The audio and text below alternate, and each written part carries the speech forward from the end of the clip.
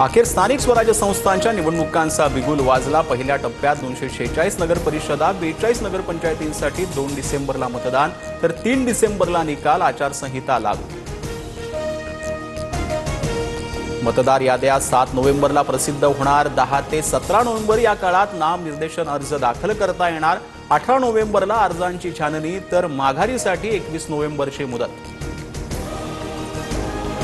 संभाव्य दुबार मतदारांबाबत आयोगाकडून विशेष चिन्ह वापरत दक्षता। नावापुढे डबल स्टार असलेल्या मतदारांना एकाच ठिकाणी मतदान करता येणार। मात्र निवडणूक आयोगाकडे बोगस मतदारांची आकडेवारीच नाही।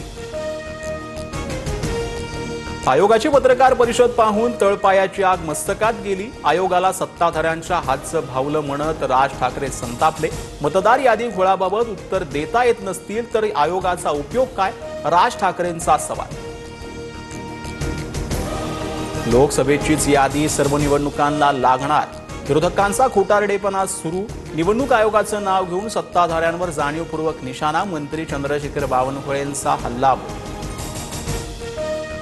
मनसे मवियाच्या शिष्टमंडळाची केंद्रीय निवडणूक आयोगासोबत चर्चा। निवडणूक आयोगाला 4 पानांचं पत्र, मात्र आयोगाला मतदार याद्यांवर कारवाई करायची नसल्याचं दिसलं।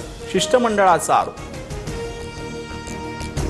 नगरपालिका नगरपंचायत निवडणुकांनंतर महापालिकेच्या हालचाली। 29 महापालिका निवडणुकांसाठी मतदार यादीचा सुधारित कार्यक्रम जाहीर। 22 नोव्हेंबरपर्यंत प्रारूप मतदार याद्यांवर हरकती घेता येणार।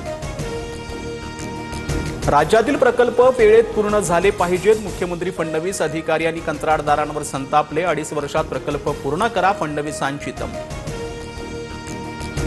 बंजारा शिष्टमंडळाची मुख्यमंत्र्यांसोबतची बैठक संपन्न। अनुसूचित जमातीतून आरक्षणाच्या मागणीवर निवृत्त न्यायाधीशांची समिती नेमणार।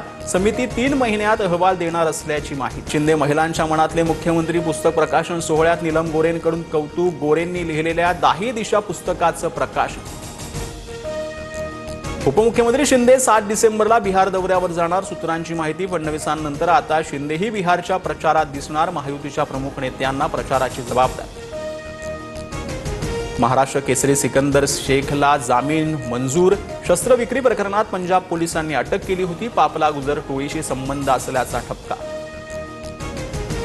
छत्तीसगडमधील बिलासपूर रेल्वे स्टेशनवर भीषण रेल्वे अपघात। दुर्घटनेत 6 जणांचा मृत्यू तर 12 जण जखमी। पॅसेंजरचा डब्बा मालगाडीला धडकल्यानं अपघात झाल्याची माहिती। भारतीय चाहत्याकडे विमान पाडण्याची ॲक्शन करणं भोवलं। पाकिस्तानच्या हरीस रौफवर 2 सामन्यांसाठी बंदी, तर पाकिस्तानशी हँडशेक करण्यास नकार दिल्यानं सूर्यकुमारलाही ठोठावला दंड।